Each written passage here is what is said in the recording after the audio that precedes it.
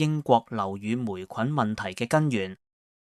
英國樓外發霉唔係倒霉，而係建築老化、能源貴同埋生活習慣三者長期錯位嘅結果。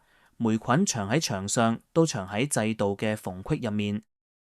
英國大量住宅建於上世紀甚至更早年代，原本依賴縫隙同煙通換氣，當年冇密封窗，濕氣自然散走。後來為咗提升保溫，全國換上雙層窗同密封門，熱量留住咗，但通風被截斷。冬天嚟，住戶關窗避寒，有啲家庭更因為能源費貴而長期唔開暖氣，牆身變得冰冷。暖濕空氣遇到冷牆就會凝結，濕積好耐唔乾，霉菌就喺窗框、角落同衣櫃背後悄然繁殖。Awab Ishaq 嘅悲劇係英國社會最唔願面對嘅鏡子。呢名2歲小朋友因為長期吸入霉菌而死亡，家屬多次求助，但冇人理會。呢唔係自然現象，而係公營房屋失修、地方政府財政緊迫同管理失效共同造成嘅後果。當最弱勢嘅人最難保持乾爽，潮濕已唔再係天氣問題，而係唔平等嘅延伸。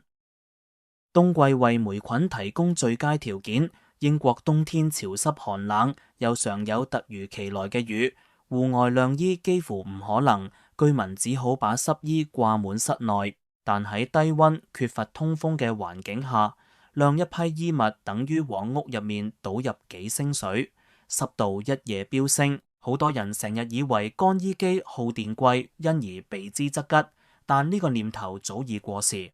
熱泵式乾衣機效率極高，一次烘乾約用0.7、1.0千瓦時，以現行電價計，只需約20-30便士，相對舊式冷凝式乾衣機便宜得多。有人會選擇抽濕機，雖然比唔使用好，但時間長同房間好難長期關密，效率始終唔及熱泵式乾衣機。另一方面，通風係英國最容易被忽略嘅一環。冬天關窗係自然反應，但通風口唔可以堵塞。好多住戶為咗保暖，把 trickle vent 或門上嘅小通氣孔塞住，令濕氣完全被困喺屋入面。其實保溫本身唔會造成霉菌，只要適當使用暖氣同保持空氣流動，良好保溫反而有助減少冷凝。問題往往出喺兩件事同時發生，唔開暖氣又封住通風。至於結構性對策，歐洲越來越普及嘅 MVHR（Mechanical Ventilation with Heat Recovery） 機械式熱回收通風值得留意。佢能喺換氣時保留室內熱量，只把濕氣排走，既減少熱能流失，又保持空氣乾爽，係長遠嘅正路。但喺英國，呢套技術普及緩慢，政策亦未大力推動。英國樓外發霉唔係宿命，而係錯誤組合嘅副產品。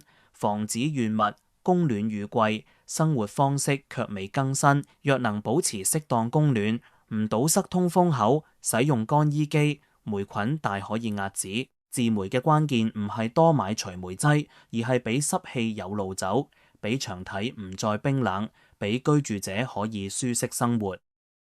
如果你中意呢條影片，請按贊同、訂閱胡思動明頻道。下次再見。